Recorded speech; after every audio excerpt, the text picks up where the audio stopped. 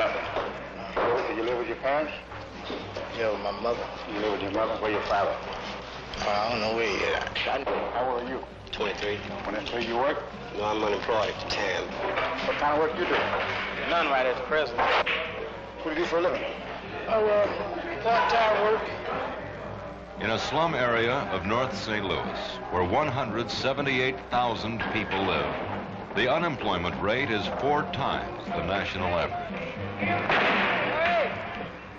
The underemployment rate is a startling, sobering 38.9%.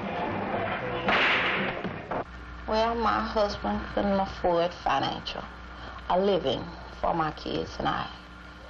So I decided to change things by leaving and trying to do better here. Well, they say that the man is the head of a house. But here in this country, that's the opposite with the Negro mill. The Negro mill are the last hired and the first fired. Quite natural, he couldn't afford clothing like they should have had, and food. So that makes a great difference. Because for the most part, the man is supposed to be the chief breadwinner. He's supposed to be able to provide for his female. You know, mother always thinks about what a kid gonna grow to be. If they don't have these proper things, it puts different things on their minds coming up, you know. You never know. And a social aspect of, you know, theaters, and we can go to the restaurants, and we can go to all of the parks and the museums now where heretofore we couldn't go. But on the job question, we're still just where we started. We haven't made any breakthrough at all.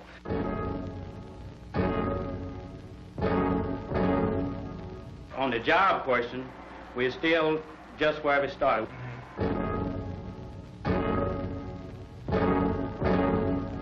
We haven't made any breakthrough at all.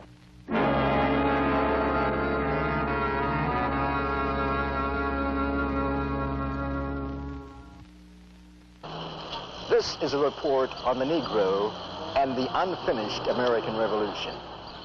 It involves his fight for dignity and a place in the mainstream of existence in St. Louis. White and Negro Americans live in different worlds, yet neither world can survive apart from the other. These two worlds can be truly united only with understanding within all elements of our society. This report will concern itself with Negro job opportunities. It will attempt to find out what's a man worth.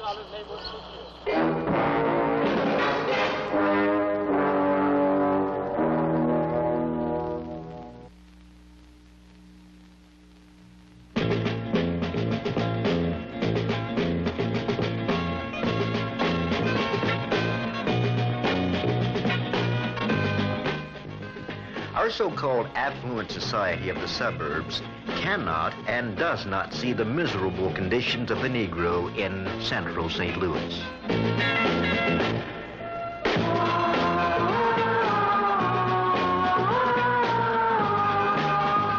The building boom, business expansion, people moving from the city to the suburbs give the impression of financial stability.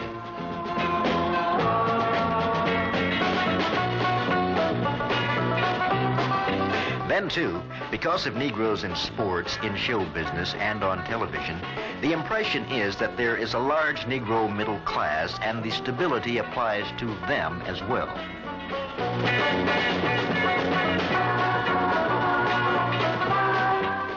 Finally, with the national unemployment figure at only 3.7% and the city of St. Louis enjoying a peak low of only 2.9%, the supposition is that prosperity is here for all.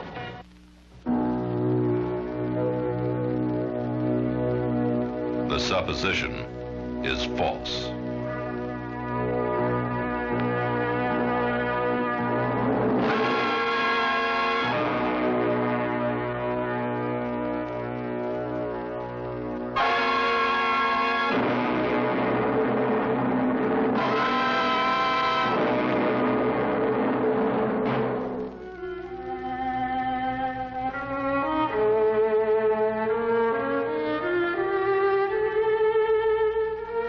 For the great majority of Negroes in America, the status has always been of an inferior nature.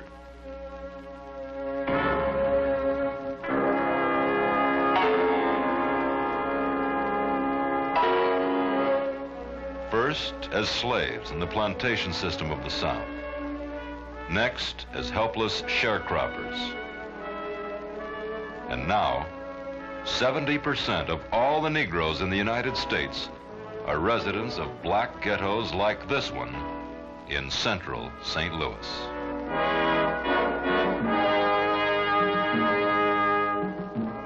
As it relates specifically to this ghetto, in a survey conducted by the United States Labor Department, the so-called Wirtz Report, this fact, among others, was disclosed.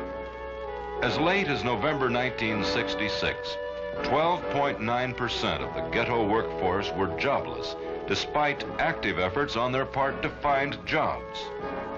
27% of those working full-time were earning less than $60 per week, the equivalent of the $3,000 poverty figure on an annual basis. Consider this in light of the fact that the city's population is now 37% Negro. A prediction by the Center of Research and Marketing forecasts a 46% Negro population here in just 3 years.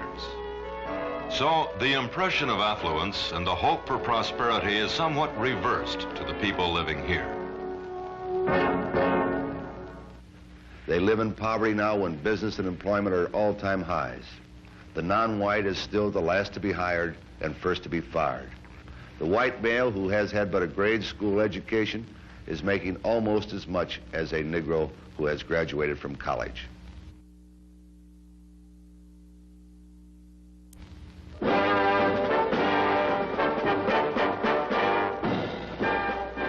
In the St. Louis metropolitan area, which includes St. Louis City, St. Louis, Jefferson, and St. Charles counties, 145,000 people work in professional, managerial, proprietary, or executive jobs.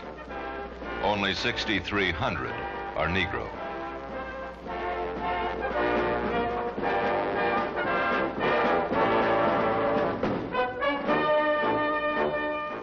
In occupations which require some formal education beyond high school, the chief employers of the Negro population are the various federal and civil service agencies. 241 are policemen or other law enforcement officers. 1,451 work in the Postal Service, and 2,600 are employed in other government agencies.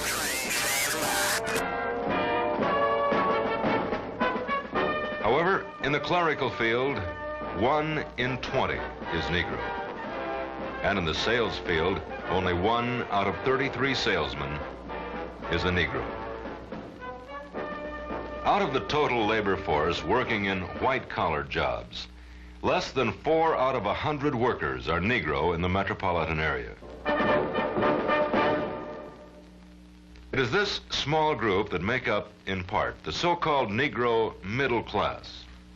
Although the white residents sometimes think that these represent the total condition of the urban Negro, that things are getting much better, the shattering fact in 1967 is this. The median income for a non-white family is $3,622 a year, compared with $6,613 for the white family. A white family makes 45% more. Now, we are in a bind here whereby you have to make money in order to get an education. Education is expensive. Right. Culture is expensive. You have to have an education to make money. You have to have money to get an education. Now, this is the bind that the Negroes trapped in. Right.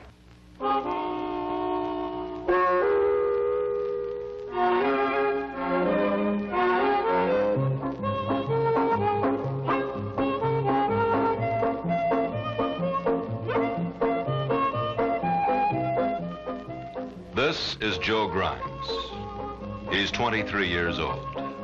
He's married and is the father of 3 children. He's on his way to school. Joe will soon be a skilled welder. Today, he feels alive, needed, an emotion he's experienced only since he started school. What was it like before you got here? Oh, well, it was pretty rough, actually. When I got into my teens, it was, well, I'll just say rough, period. What do you mean? How did this happen? Well, I was delinquent, naturally. I ran the street quite a bit. I dropped out of high school, started running the street. What grade? Oh, I dropped out of high school when I was in 9th grade, very first part.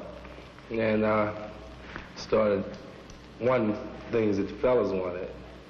You wanted them because everybody else had them? Yeah, everybody on the corner had them, you know. So that's what led me to stealing. Then I messed around, went away for a while. Went away, that means you were incarcerated. Yes, I was for about 15 months. Had you passed Joe on this street a year ago, he would have looked the same. It would have been impossible to tell that he was one of the 8,000 unemployed Negro men in the St. Louis area. One of the 26,000 men who are underemployed, making less than $3,000 a year. Or one of the 17,500 who don't even try to get a job anymore. They are not even included in the labor market statistics. They have simply given up. Was your father in the home when you were a youngster? Oh, no. My father and my mother have been divorced since 55. After you were married? Well, I got married, I was unemployed, and then after I was married, I got a job. But it wasn't such a steady job. And I stayed on about 2 months, and then I went unemployment for a while, and then another job. Then unemployment for a while, and then another job. You know, and then just unemployment, period. You just didn't know how to do anything. What kind of work did you do? Well, porter work, janitor work. That was the only thing I could get. That was the only thing I knew how to do, push a broom. And after a while, you know, those just ran out. How was your life at home during this period? Oh, boy. If you want to call it a life, it was rugged, real rugged for me, for my wife, for my kids, too. You know, no money, and we don't know everything we should know about marriage anyway. So, constant arguments. I'm sullen all the time. She, well, naturally she wants companionship, but I'm not affording this for her or my kids because, you know, first thing, I want a job. So. Did you ever leave home?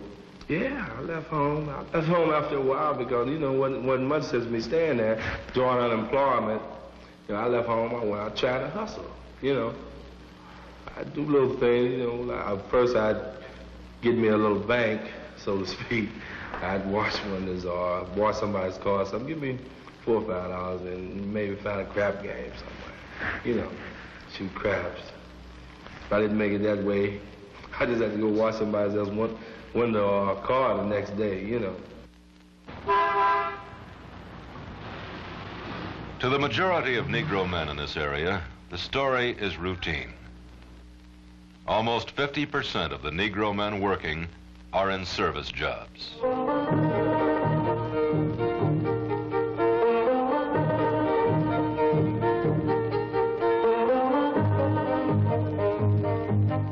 Jobs that pay little and lead nowhere.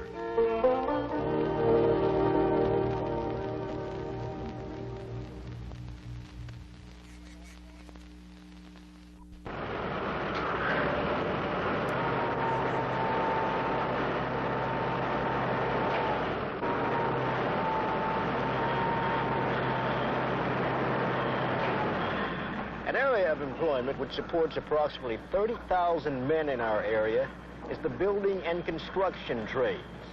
In order to work in this field, membership in a trade union is, in most cases, a prerequisite. Usually, a neophyte worker is considered a journeyman, a fully qualified tradesman, after he has learned his skill as an apprentice. Each union has its own apprenticeship program where men between the ages of 18 to 25, and sometimes 30, who are high school graduates and have a good police record learn their craft both on the job and in the classroom. However, many think there are far too few Negroes involved in these programs. I think there's racial discrimination in our unions in the city of St. Louis. Of course, it's taken on a new aspect. It isn't the predominant kind that we could put our hands on a few years ago.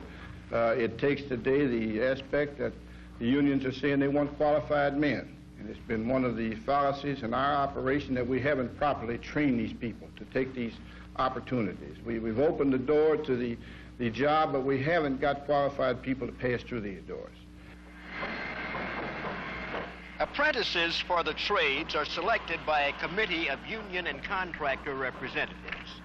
The committee formulates and administers a test given to potential apprentices.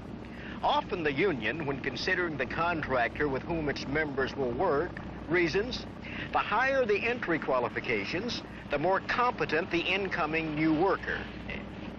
The high qualifications, though, when considering the Negro applicant who has not had the experience or background in the trades, and who more likely than not has some sort of police record, militates against his meeting the high entry standards.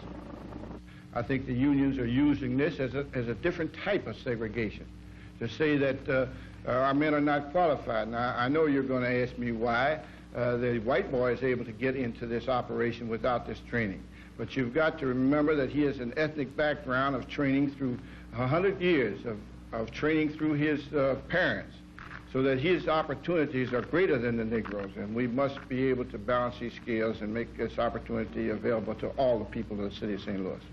Is it difficult for a Negro youngster to get into the apprenticeship program?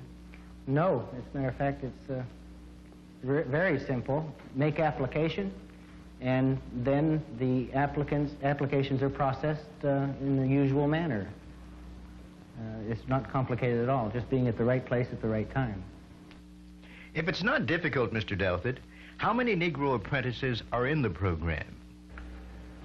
In 1964, there were 7 registered Negro apprentices out of a total of 1,046 in the building trades. In 1965, we find 21 registered Negroes out of a total of 895. And in 1966, we find 36 Negroes registered in apprenticeship positions. We have an unconfirmed report that at the present time, in March 1967, that there are approximately 40 Negroes in apprenticeship positions in the city of St. Louis. A past history of discrimination in unions, plus a background not lending itself to work in this area, has produced a rather logical but too often misunderstood effect upon the Negro. I found that from my experience, which has been rather extensive, that we get predominantly so with our Negro apprentices a high degree of tardiness and lack of regular attendance. I found that many, if not most of the boys, come from homes that have no father in them, so that there's no example for them. They don't see a father out working all the time, so they don't accept it as the general rule that they have to go out and work also. And not only have to go out and work, but have to be there every day. Another reason, which I've not read about, but which has occurred to me that I think has some significance, is that maybe for the first time in these boys' lives, they find themselves in a position where they're needed. That's hard for them to accept, much less understand. This long-standing practice of discrimination as it relates to apprenticeship training opportunities has had a detrimental effect upon our Negro youngsters. They are not motivated, they're not inclined, nor in 1967 do they have any interest in the field of apprenticeship and training. The door has been closed. The door is still closed.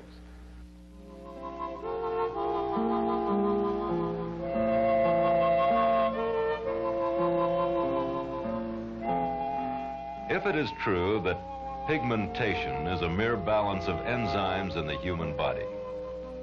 It is also true that when that balance is tilted toward the black side of the scale, something happens to the human born black. From the very beginning, he experiences a peculiar sensation, a kind of two-ness in an atmosphere of oneness. He is an American, but he is also a Negro, a different kind of human being. He has two sets of thoughts, lives in two different worlds, and is haunted with forever trying to solve the perplexing riddle that involves itself with this question: how can I, as a man, be both a Negro and an American without the constant threat of having the doors of opportunity slammed in my face? To better understand his feeling of complete despair, let's look at just one area in the so-called hardcore deprived Negro community. This neighborhood can be described as crumbling.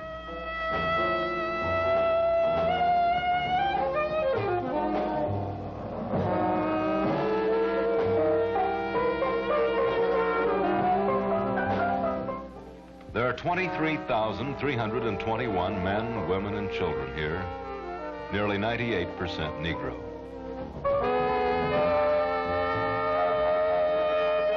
Of the more than 8,600 persons 25 years old and older, 2 out of 3 have completed less than 8 grades of education.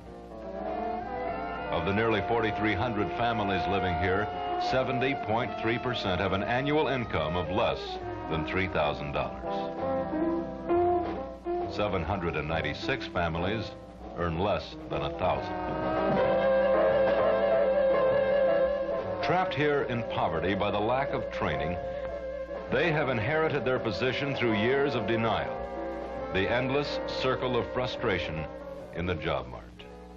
Well, if a man gets up in the morning and has nowhere to go, no work to do, no hope, no reason to plan, and nothing to plan with, it seems to me inevitable that he'd lose his zest, his enthusiasm.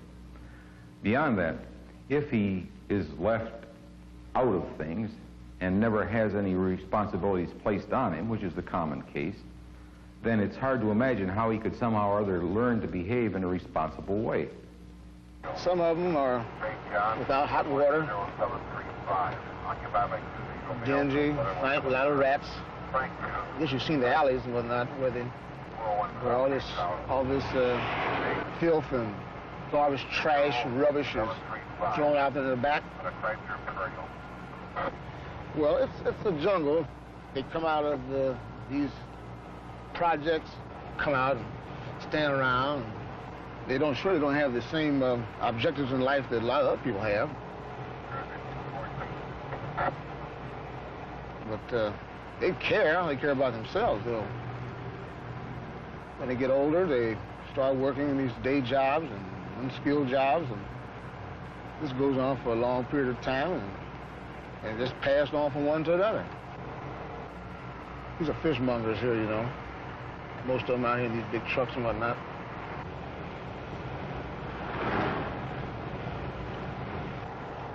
Now they're trying to, I think they were trying to ante up on something.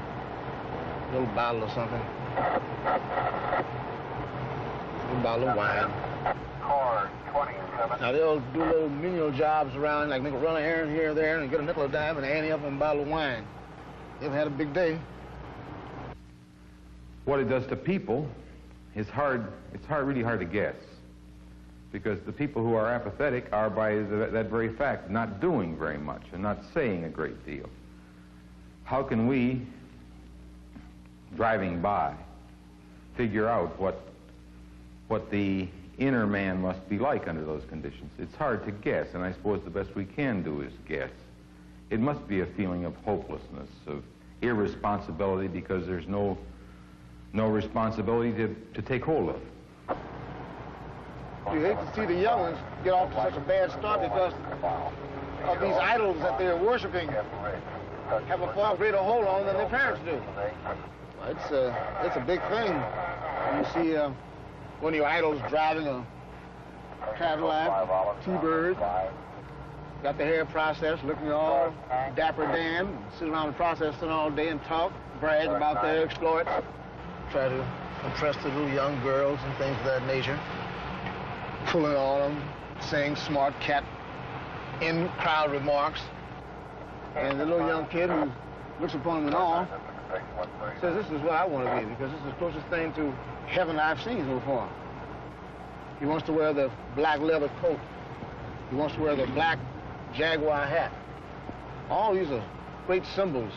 He's emulating the fellow who stands on the corner, pocket full of money, hustler, gambler, who tells him that he can get it if he does the things that he does. And going to school doesn't necessarily prepare you for this type of life, because you're not going to get out of where you are, so you might as well live the best way you can, as fast as you can, as good as you can.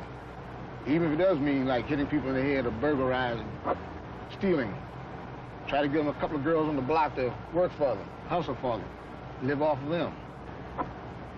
And on Friday and Saturdays, and when the weather is nice and warm, it really jumps. The man that makes the most money, the liquor store man, he seems to drown their sorrows in a shallow cup.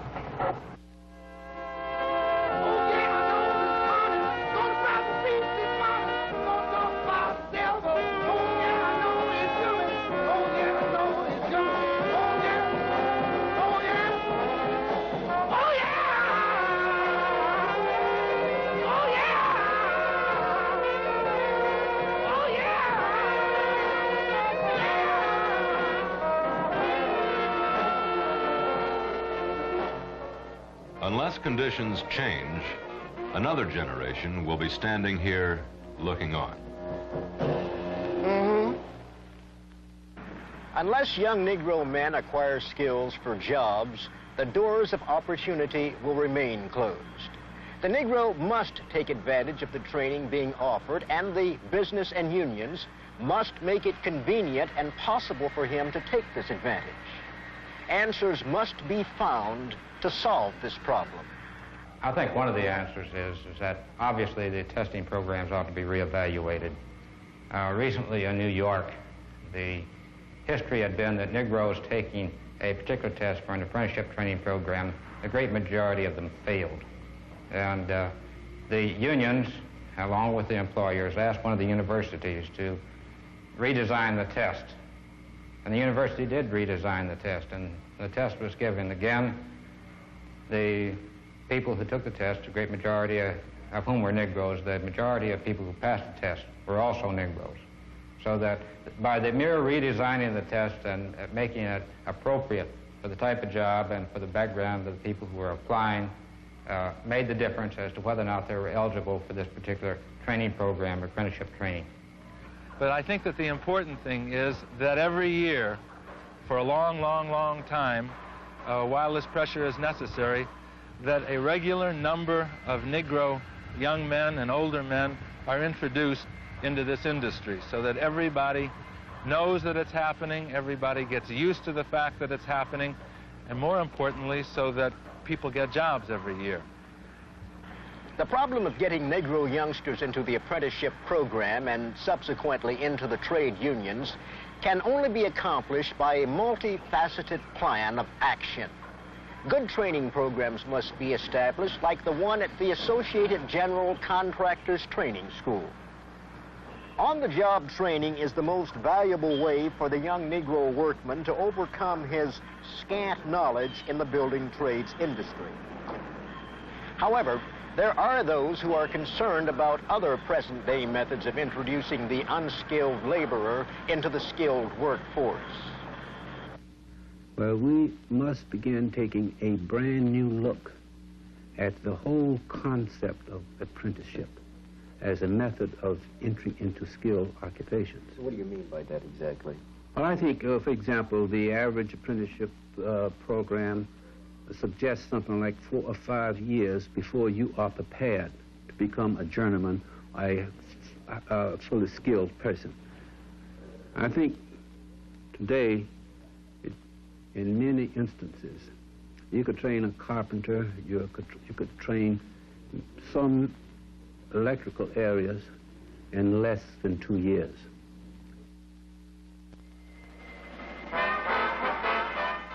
In the St. Louis area, more than 80,000 people work in manufacturing firms in jobs that are classified as primarily semi-skilled. In a survey taken by a member of the Teamsters Union in 1965, less than 10% of the total number of employees in 50 of the largest local firms were Negro. In many firms, it was 5% or less.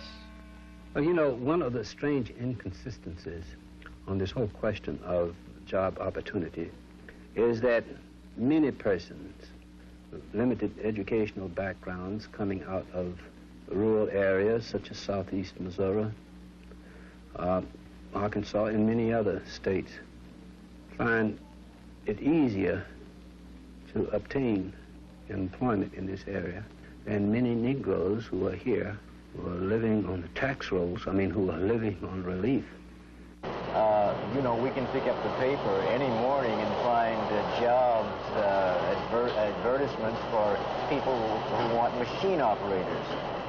Have you followed any of Yes, that? I've followed through with some of those, but most of them, they want 4-year men, you know, been either been in college for 4 years or had on-the-job training for 4 years or went to some trade school for at least 4 years. And this I haven't only been a machine operator now going on 8 months. Although I know how to operate the machinery, I still don't have, you know, the equivalent they want, I guess. We know for most part that the majority of the jobs that exist, it takes only a normal, average intelligence. But whenever a Negro go in and apply for a job, the first thing he want to do is he want to tell you that you're not qualified. Now, what does that mean? You know, how much intelligence does one need in order to install a telephone? You only have about 4 or 5 wires, and, you know, if one does it long enough, you know, it's just like walking, just like a baby walk. I mean, how does a person walk? You only do it, you only learn by practice. Now, what we've got to do, both with whites and the Negroes in this group of people with whom we are working, is to bring their skill level, their talent level, or their knowledge of working in industry and business up to a point where an employer will find it profitable to lower his standards and his tolerances regarding qualifications and bring them into the organization.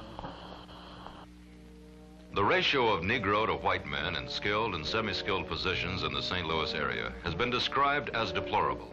A combination of a lack of opportunity for skills training and loss of motivation on the part of the Negro has resulted in his mass unemployment. Demand for the traditional unskilled jobs is dwindling. Advancing technology dictates a further loss of employment for the old and young among this group, and the problem is acute. Particularly with the youth between the ages of 16 and 21 who are out of work and out of school, 50% of these are Negro kids. These kids are idle in the neighborhoods, they are impatient, they are angry, and it is here that you find the volatile, explosive potential that many cities face. And it is from these youngsters that the possibilities of riots may take place.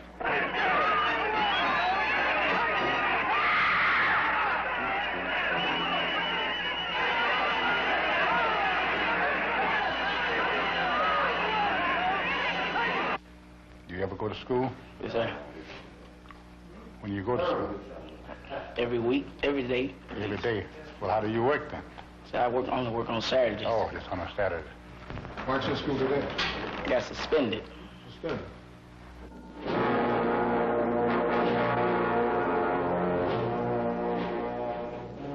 The wasted potential of the high school dropout has been described as a colossal loss of human resources. In ghetto schools, the dropout rate is as high as 28%. It is virtually impossible for these young people to get meaningful jobs that will lead to a promising future. Why aren't you in school today?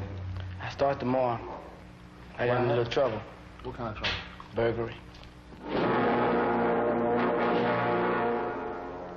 In an effort to help save the many idle young men and women from a fruitless existence, the St. Louis Board of Education has established a special school which gives students who have unfortunate experiences in city high schools a second chance. Here, their past is forgotten, and they have an opportunity to gain the necessary learning skills that can give them a brighter future. How many times had you been expelled from school before you came here? It was quite a number of times, you know. I just had a problem as far as. What kind of problem did you have? Mostly it was, you know, respecting authority. I was always bucking the staff at just about every school I went to, you know. How many times have you been expelled from school? Twice. For what reason? For once I had a fight, and the second time it was an academic suspension. Mm-hmm. What would have happened to you had your expulsion from school been made permanent? What would you have done? I believe that I would probably be out, you know, standing on the corners fighting and snatching pocketbooks and all this type of stuff, you know. Anything to make the big buck, as they call it. I'd have tried to get a job, and if I didn't get the job, I probably was just stayed at home or roamed the streets. Motivating the so-called problem youngster is important. But what of the hundreds of students who are not problem youngsters? What is their motivation to graduate? Do they have job opportunities? Opportunities are greater for the better students.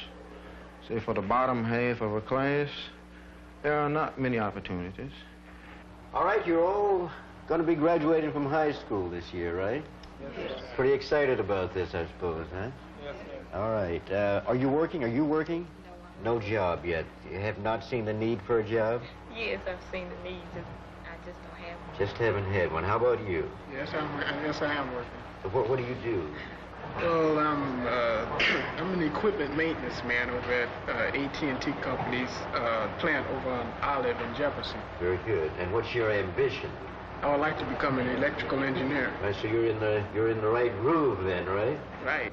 Some studies have been made about the ghetto schools, the high schools, and indicate that the average Negro child or child attending these ghetto schools receives 2.5 years of education for 4 years of attendance. So obviously he's not prepared when he comes out of the high school to do anything. Children are supposed to accomplish so much from day to day and from year to year.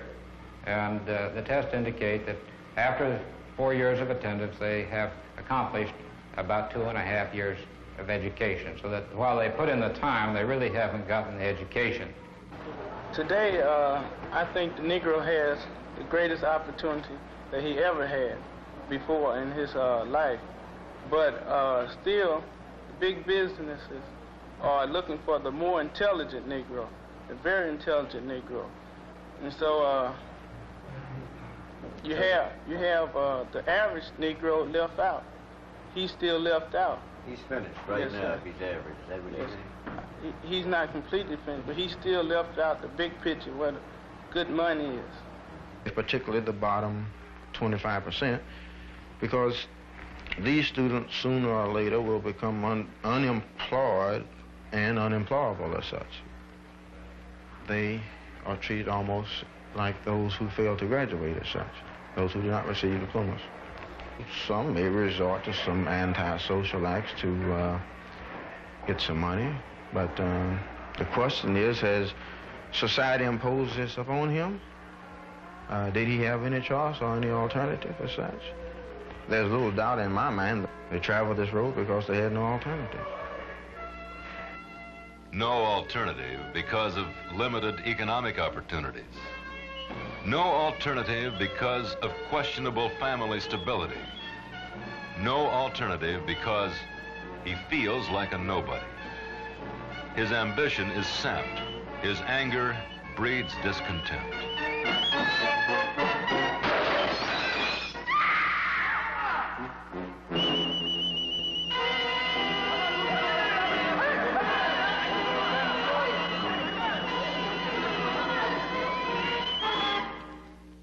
The police record is a serious problem for men without education and training, another factor which makes him unemployable. One neighborhood counselor reports 59% of the people who come to him for jobs have some sort of record. Can you help a kid who's been in trouble, though? I mean, is it possible? Isn't he a bad risk on a job? I don't really feel that way. I feel that the high percentage of the kids that I meet are very good risk. They need, first of all, understanding. They need liberal employment or employers. They need someone that cares about them, because the employer doesn't understand the causes that happen for a kid to have a police record, which would cause him to find difficulty in finding employment. What are some of them? The environment, the social conditions, broken homes, all of these things lead to juvenile delinquency and the kids having records. The employer says that he wants a qualified Negro with no police record. The Negro got to be pure. They're looking for pure Negro. Now, the point is this. All Negroes, for the most part, have a police record. Or if not, they should. And it's nothing to say that just because a Negro don't have a police record don't mean that he hadn't done anything. The only thing this point out is that that particular Negro, perhaps, he hadn't been caught. You can trace it as far back as your father. We can't get no jobs for Negroes. If Daddy didn't get a decent job, what in the hell am I going to look up to? So what happened? This is forced, divided homes. That means that if you got to get something for your little girlfriend, going on dates and whatever else as a teenager, if you're going to get it, Daddy don't have it, because for most part, Daddy has been forced away from home. Daddy don't have a decent job, or if not, Daddy, for most part, is the pimp up on the corner. You know.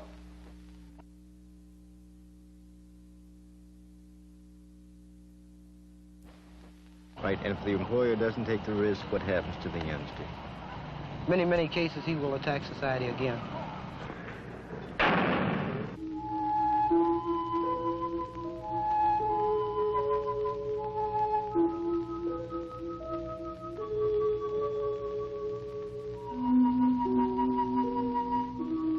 Too often, the poverty in which he lives leaves him no alternative. In too many cases, the prison term begins before the crime is committed. I'm hoping to get out of here, but it's due to the fact we tried to save money to find a place, but no one will let us have it. We've even told them we had 4 kids, and they wouldn't accept those, unless it's a place like this. Well, you can see it, the wall is crumbling. And last Sunday, I don't know what happened upstairs, but I was laying here on the bed, and I heard something pouring. I went in the water was just pouring all down. It flooded my bathroom.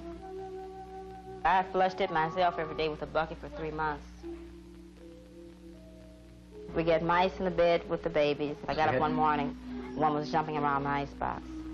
Roaches around where the kids have to eat and everything, but they're in the bed with the babies. We have to keep pulling the bed from the wall every night. They're in the bed with us all night. Well, do you have any hope? I feel like really nothing now. I mean, I don't have any ambition of doing anything. I mean,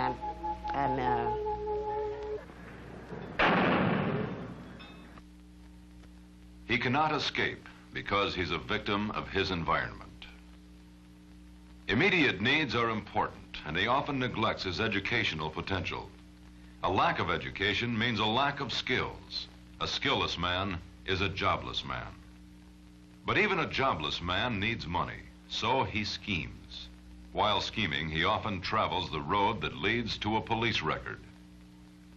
So it's his environment, his lack of education, and his police involvement that causes his employment problem. Yet his employment problem causes his police involvement, his lack of education, and his ghetto life.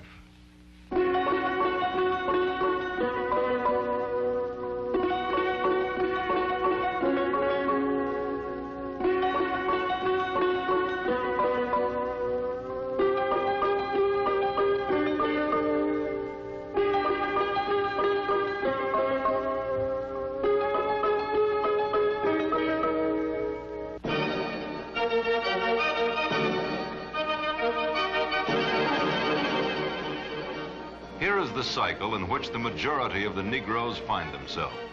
a cycle of frustration and hopelessness that pervades and distorts his life. Until the Negro can escape, he is moving in circles, and the society which is powering this merry-go-round is moving nowhere.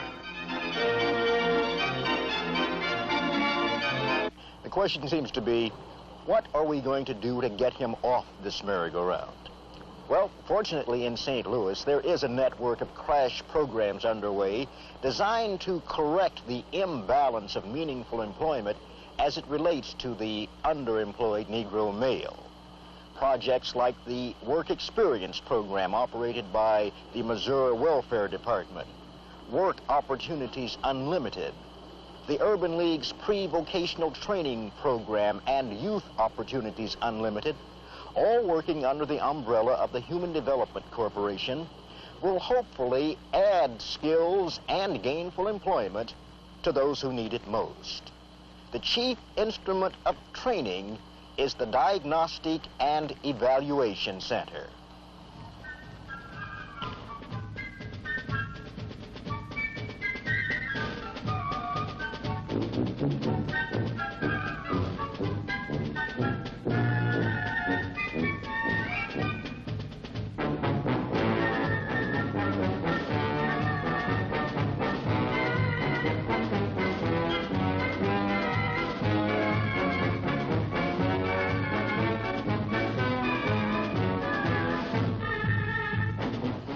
Here, the work potential of the individual is studied through testing and counseling to diagnose aptitudes and attitudes for work in various areas.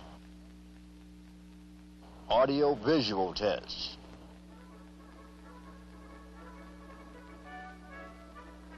General intelligence test. Test for manual dexterity. And, well, you name it.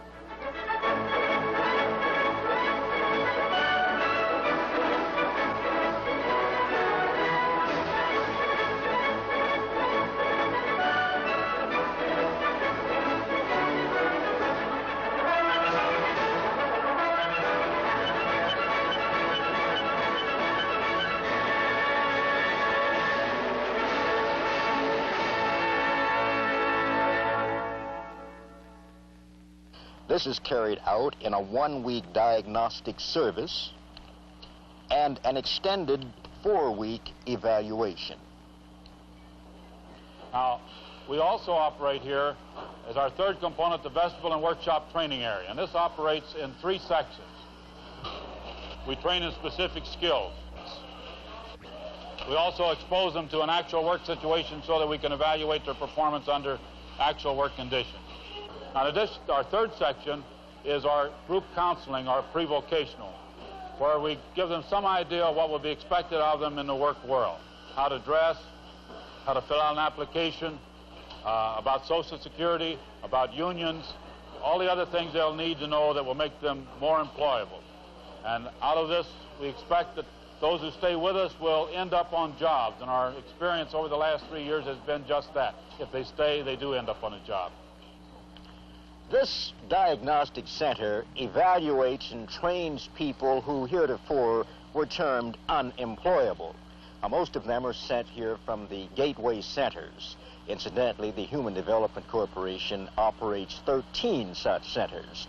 Their most valuable service revolves around the employment team. We have 13 teams of employment workers, employment counselors, a total of about 45 men and women scattered in all of the neighborhood stations. And since June, when the manpower program was begun, more than 12,000 men and women and older youth have applied for job help. They place an average of 75 to 100 men and women every week, and yet for every one they can place, there are at least 3 or 4 or 5 who are waiting, seeking a job. A counselor estimates that only about 1 out of every 3 of the men and women that he sees and his team sees are really ready to go to work in today's labor market. They need better education, they need some kinds of skill training. Yet, as the counselors offer these men and women skill training, many of them seem to have to say, no, I can't take it, I need a job now, I need income now, and the training doesn't offer me enough money. I can't support a family on $35 a week that the training will provide. This is a choice they have to make, and yet it's a self-defeating choice, because without the extra skills and without better reading ability, the man will continue to be at the bottom of the barrel in the labor market. As you've seen here, the females far outnumber the males, and of course everyone wants to know why. I guess if we knew the answer to that, we would have solved a lot of our problems. We can only guess. Discrimination certainly has had its part in it. People who have not had jobs for many years, who found that the doors have been closed to them, find other ways of living and just believe that they aren't open now. Secondly, we believe that probably our allowances are not sufficient to get males into the program. And third, we just haven't done the job of convincing them that this does offer them something for it.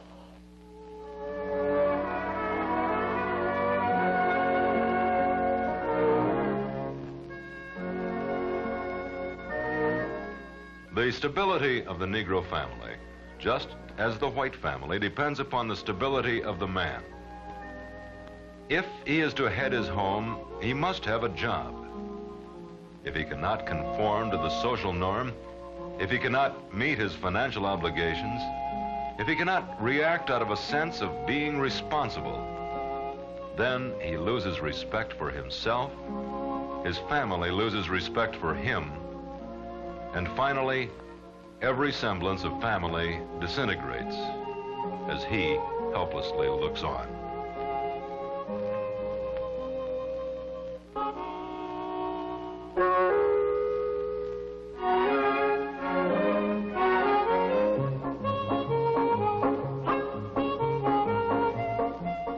The Missouri Welfare Department, in an effort to help stabilize the destitute family, and at the same time keep the man in the home, has instituted what is called a work experience program.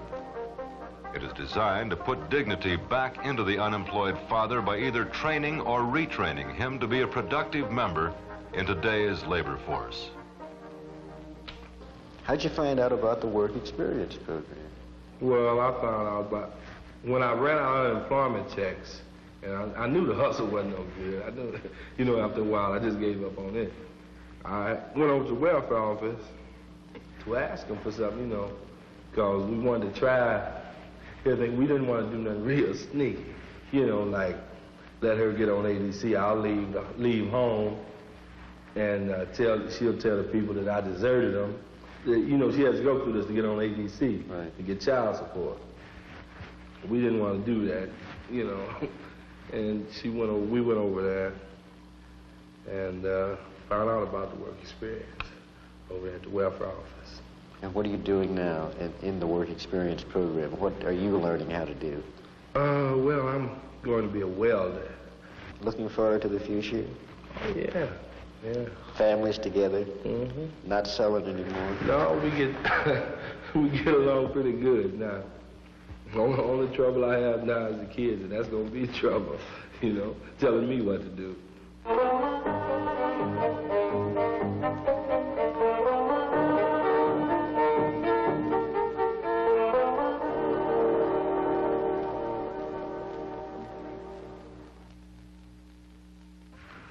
Business and industry have as yet failed to fully play their role in meeting the problems of the central city.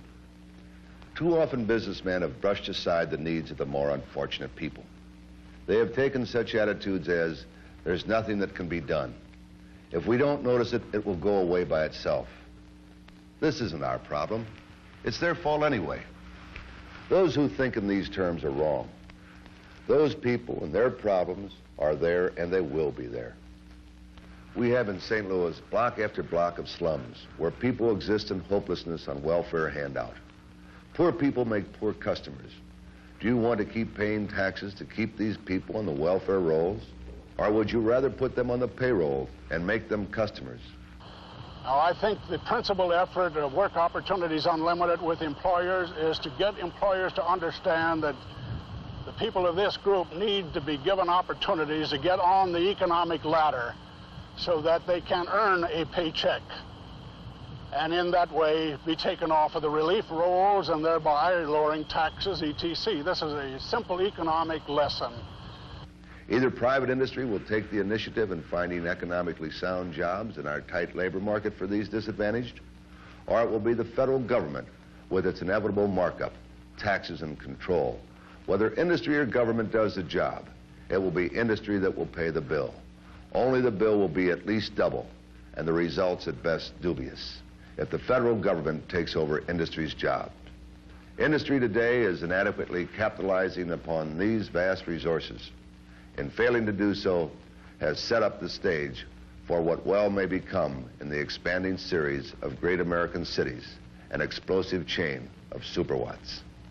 The people who control economics in this country is responsible for the entire problem that exists for the Negro. That's what in the hell are we going to do about Right, this? that's what we're going to do. You know, we can talk all night, but what are we really going to do? And what about those handkerchief-head brothers? Are we going to do what we would do if we made a mistake on a piece of paper, erase it? Or are we going to just leave it there knowing that it will be rejected sooner or later? I mean, we've got to take some concrete action. Right. Or forget it. Right. And don't talk anymore. Once we get started, no cooling off period, no nothing. Just hit and hit and hit until we have completed what we started out to do. Right. We're human beings. And this is what we want. We want to be treated the same as human beings anywhere in the world are treated. As a human being. Have you ever felt like a free human being with dignity? Well, I don't know how they feel.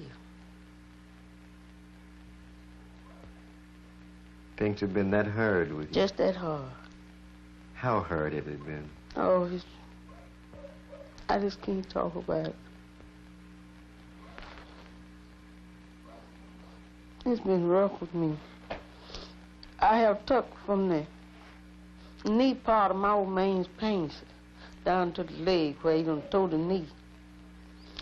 I have took that knee part and washed both of them legs and put both of them together and take the scissors and cut my oldest boy, that boy what you seen in there last night, and cut them some kind of little pants to put on and take a strip and make some spindles to hide them children's neck.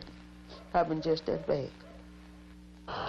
Once the poet Carl Sandburg asked, what is a man worth? What can he do? On the one hand, those who buy labor.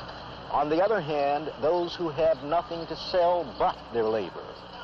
And when the buyers of labor tell the sellers, nothing doing today, not a chance, then what?